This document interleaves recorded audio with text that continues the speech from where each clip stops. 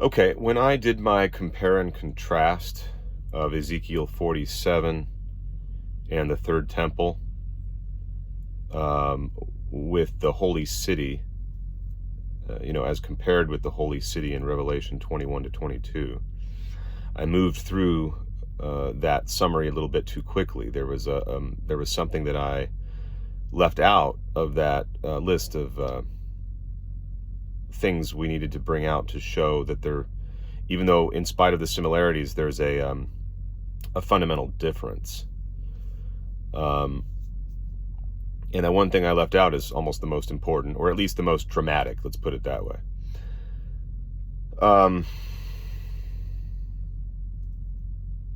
Before I go ahead and just summarize those points, I'll summarize the points that I made in the last video, and then I'll cap it off with what I had forgotten to include.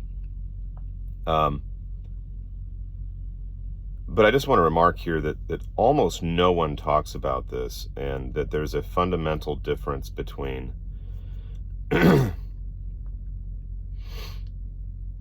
war that happens. It's called the Battle of Gog and Magog. You see it in two places. It's in Ezekiel 48 or 47. No, it's 48, I think. There's a fundamental difference between the Battle of Gog and Magog in Ezekiel 48 and that same battle, which is named again in Revelation 20, because so Christian commentators assume that the heavenly city, the New Jerusalem, is somehow mirroring the third temple of Ezekiel 47. Simply because of certain similarities, such as the fact that there are 12 gates, 3 gates on each side of the temple in Ezekiel 47, as well as 12 gates on the holy city, and in both cases those gates are representing the 12 tribes of Israel.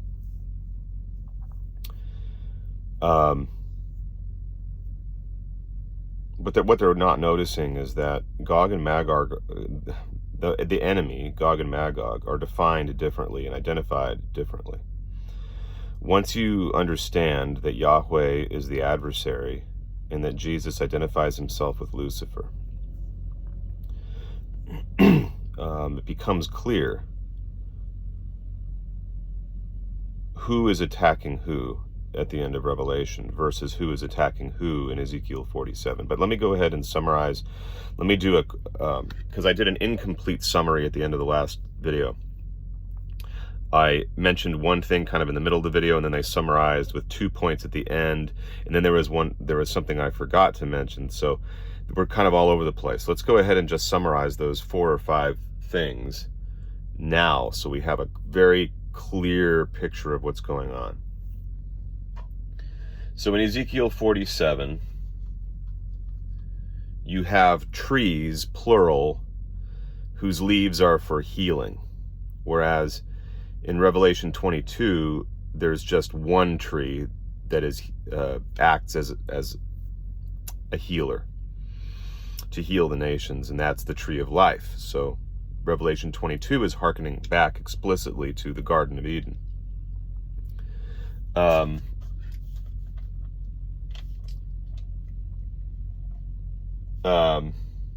Sorry, I'm just taking a note here. And then in Ezekiel 47, the trees are being watered by a river that flows from the midst of the precincts of the temple. Whereas in Revelation 21 to 22, that river, actually, I'm not sure if the river is mentioned in 21. I think it's just Revelation 22, but I might be wrong. I'm not remembering.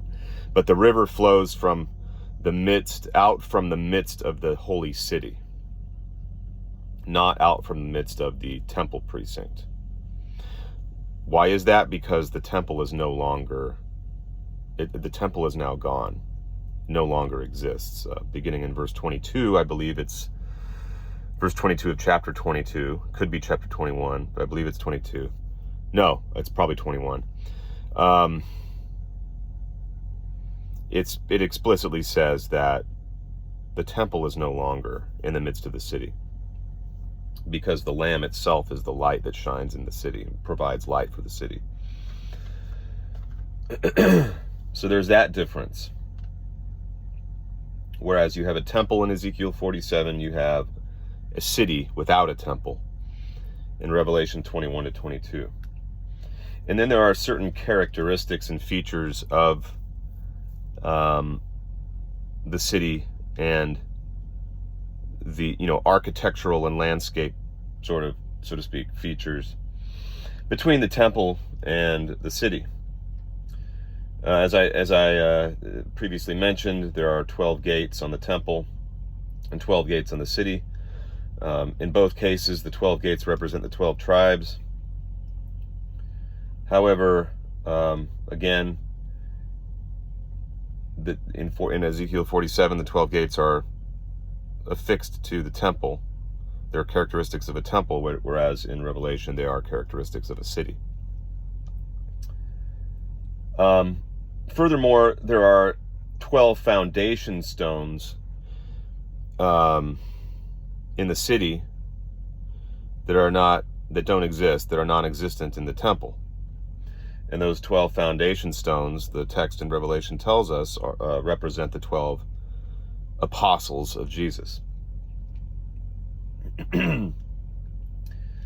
Fourth,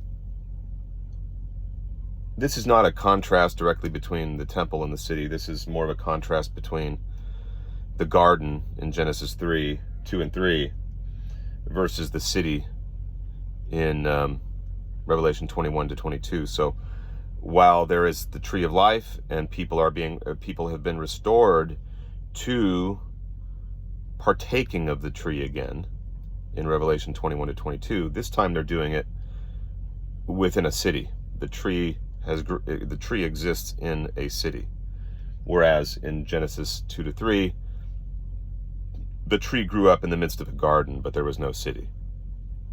Okay, so what we're seeing there, I think that's important to mention. The reason I mention that is, Lucifer wanted to bring light to mankind. He wanted to bring knowledge to mankind, and one of the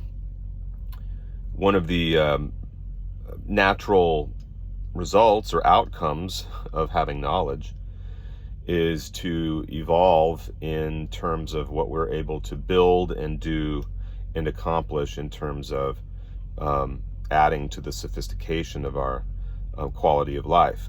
And so naturally that results in techne being developed, technology. So technology isn't inherently bad. Technology allows us to develop and evolve and to become more sophisticated, to become better. And that's why in Revelation 21 to 22, you go from a garden to a city. There's a progression.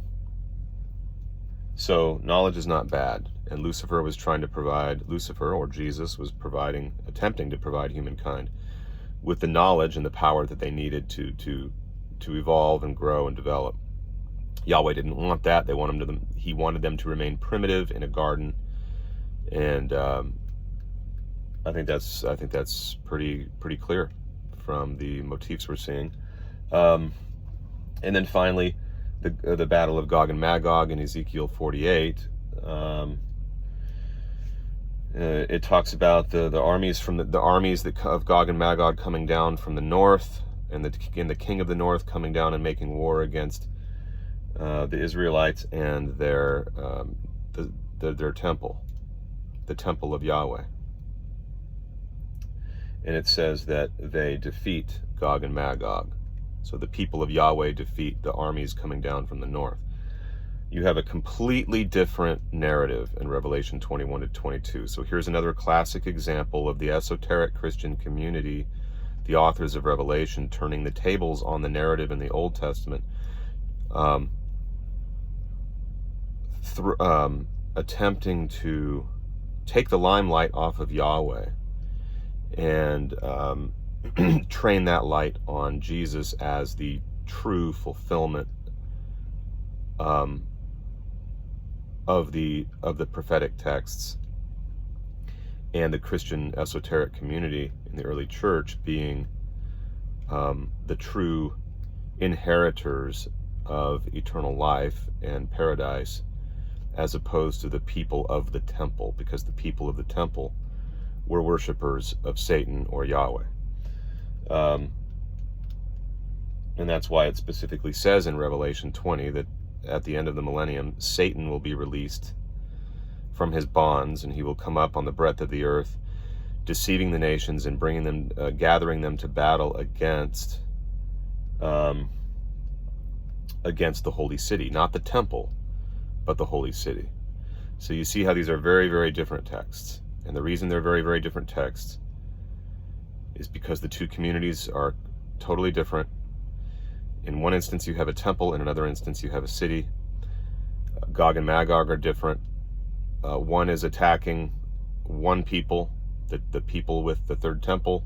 The other is the people of the third temple and their God Yahweh attacking the holy city and this community of beleaguered minority esoteric Christians.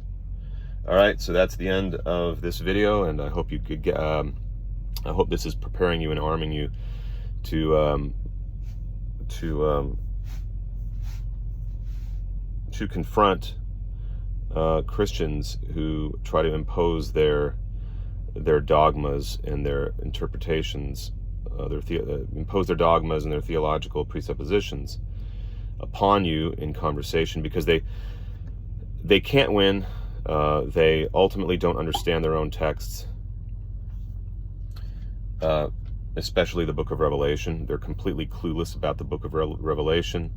Once you decode the book of Revelation and you know who the enemy is and who the good guy is in the narrative, what that opens up is a whole different perspective on the dynamic between the Old and New Testaments. You have two completely different peoples, two completely different theologies. One worships Satan, the other worships a god by the name of Lucifer or Jesus. So there is no continuity between the Old and New Testaments. There really are no, there's actually a conflict between the two Testaments and between the two gods of the two Testaments. The only reason there seems to be a continuity is because in the New Testament, well, I would say for two reasons. In the New Testament, Jesus is obeying the law of Yahweh, because and so he appears to be supporting the law as if it were his own, as if he were the one who had given the law originally in the Old Testament. But in point of fact, he's simply trying to keep the law in order to release Israel from their bondage to Yahweh. And number two, he's trying to release them from the power of this archon, of this demon. And then secondly, the New Testament Christian community is trying to subvert these Old Testament prophetic passages that are Yahweh-centered, Yahweh-focused, and they're trying to turn them around and subvert the narrative of the Old Testament and say, no, look, Jesus is actually fulfilling this. And while simultaneously sending the message in the Gospels, albeit in a very subtle and esoteric manner, that the God of Israel is not his Father, and therefore not the Most High God, not the true God. This is revolutionary. This is nothing short of history altering in a mammoth way discovery. And this knowledge is going to trickle its way down into the population, and eventually it's going to become popularized.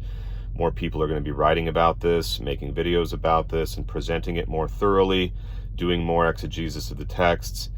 I would recommend listening to Israel Anderson. Just look that up, Israel Anderson on YouTube. He has a YouTube channel. He goes through all kinds of texts, all kinds of evidences for what I'm talking about in this series, although I'm trying to even go further than him, and I'm trying to be even more thorough and go into more detail. But I would listen to his documentaries. They're fascinating, and they're very they're actually pretty exciting to listen to, because you're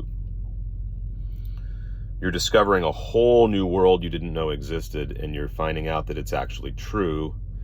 And it's like it's almost like an initiation, like you're being exposed to this whole world, this whole universe of truth you didn't have access to before, and you feel yourself emerging from out of the matrix, so to speak, and entering into the light. So with that, I'll let you go here, and we'll pick up with part 6.